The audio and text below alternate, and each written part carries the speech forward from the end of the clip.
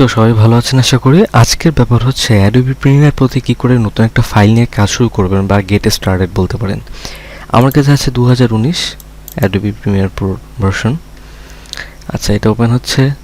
তার আগে বলে নিই যে আপনার এই সফটওয়্যারটার কাজ সম্পূর্ণ নির্ভর করবে আপনার কম্পিউটারের কনফিগারেশনের উপরে। যার যত ভালো তার তত ভালো কাজ হবে। আমার কোনো এসএসডি বা গ্রাফিক্স কার্ড লাগানো নাই, যেটা ডেডিকেটেড আছে সেটাই 2 GB গ্রাফিক্স কার্ডে কাজ করছি। এবার হচ্ছে গেটিং স্টার্টেড। আচ্ছা, নিউ প্রজেক্টে আমি একটা ক্লিক করে দিব। এটা কিন্তু আপনার হচ্ছে প্রিমিয়ার প্রোর ওয়েলকাম স্ক্রিন। এবার দেখুন এখানে আপনাকে ওয়েলকাম জানাচ্ছে। নিউ প্রজেক্টে ক্লিক করলাম। এবার হচ্ছে নাম, আপনার প্রজেক্টের নাম আপনি কী দিবেন। আমি যেমন দিই গেট STARTD, গেট স্টার্টেড।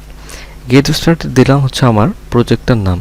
আর লোকেশন, অর্থাৎ আপনি যে কাজগুলো করবেন এই কাজগুলো আসলে কোথায় থাকবে আপনি সিলেক্ট করে দিতে পারবেন আপনার ইচ্ছার মতো। এটা ডিফল্টভাবে সেভ হয়ে আছে। এবার যেটা করতে হবে, এখানে আর কোনো সেটিংসের পরিবর্তন করার কোনো প্রয়োজন নাই। বিশেষ কিছু কাজে এটার পরিবর্তন করতে হয়, তবে নর্মাল যখন এডিটিং করবেন তখন এটার পরিবর্তন করার কোনো প্রয়োজন নেই। এখন ওকে করে দিন। তো এবার আপনারা দেখতে পাচ্ছেন যে অ্যাডোবি প্রিমিয়ার প্রো 2019 এটা ওপেন হয়ে গেছে। আর এখানে আমরা কয়েকটা জিনিস দেখতে পাচ্ছি, এগুলো খুব বোঝা খুবই সহজ, কোনো বাজে বিষয় না। আপনি দেখুন উপরে দেখতে পারবেন learning, assembly, colour, editing, effects, audio, graphics, library. এগুলো আসলে কি? এগুলো হচ্ছে আপনার ওয়ার্ক প্লেস। আপনি যে ধরনের কাজ করেন সেই ধরনের জন্য আপনি সেটা সিলেক্ট করে দেবেন। আমি এখন এডিটিং করব, নর্মাল এডিটিং, তাই আমার এখানে এডিটিংটা ডিফল্টভাবে ক্লিক করা আছে, সিলেক্ট করা আছে। যদি আপনি ইফেক্টস নিয়ে কাজ করেন তখন এটা অন্যরকম দেখাবে।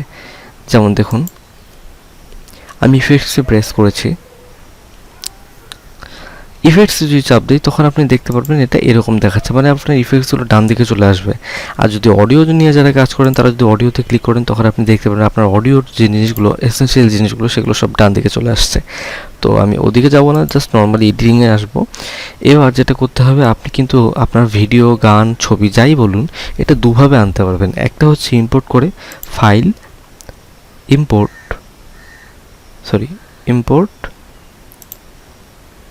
আপনি ইম্পোর্ট করে যে ভিডিওটা আনতে চান সেটাতে ক্লিক করে দিন বা ড্র্যাগ করে সবগুলো আনতে পারেন একসাথে। আমি এখানে ডাবল ক্লিক করলেই এটা কিন্তু চলে আসবে। আরেকটা উপায় হচ্ছে, এটা ক্যান্সেল করে দিচ্ছি। আরেকটা হচ্ছে ড্র্যাগ অ্যান্ড ড্রপ। আপনি এটা এক সাইডে মিনিমাইজ করে রেখে দিন, মিনিমাইজ না তো একটু সাইডে ড্র্যাগ করে রেখে দিন। আপনি এখান থেকে একটা ফাইল ক্লিক করে এনে এই যে এখানে ছেড়ে দিন। দেওয়ার পরে এটাতে ডাবল ক্লিক। আচ্ছা, এবার যেটা কথা সেটা হচ্ছে এখন কিন্তু এডিটিং শুরু হয়নি। এবার আপনি এটাকে ড্র্যাগ করে ছেড়ে দিন টাইম লাইনে। কোথায়? টাইম লাইনে। দেখুন এইবার আপনার ভিডিও কাজ করার জন্য একদম রেডি।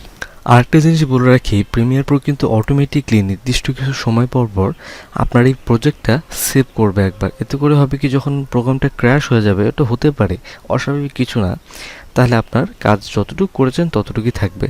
আপনি যদি অটোমেটিক না করে নিজে নিজে ম্যানুয়ালি করতে চান, জাস্ট Ctrl+S চাপ দেবেন, দেখবেন এটা সেভ হয়ে গেছে, অথবা ফাইলে যাওয়ার পরে এই সেভ। ঠিক আছে?